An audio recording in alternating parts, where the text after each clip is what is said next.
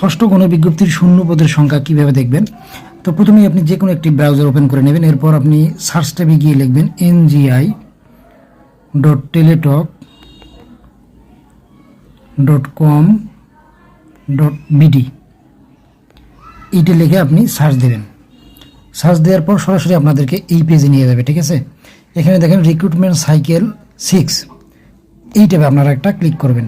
করার পর পরবর্তী পেজে এরকম আসবে নোটিশ বোর্ড, তারপর অ্যাপ্লিকেশন, এরপর লিস্ট অফ ভ্যাকান্ট পোস্ট। এই ঘরে আপনারা ক্লিক করব। এর পরবর্তীতে আপনাদেরকে ডিস্ট্রিক্ট সিলেক্ট করতে হবে, ডিভিশন আগে, যেমন রংপুর আমি ডিভিশন সিলেক্ট করলাম, এরপর লালমনিরহাট।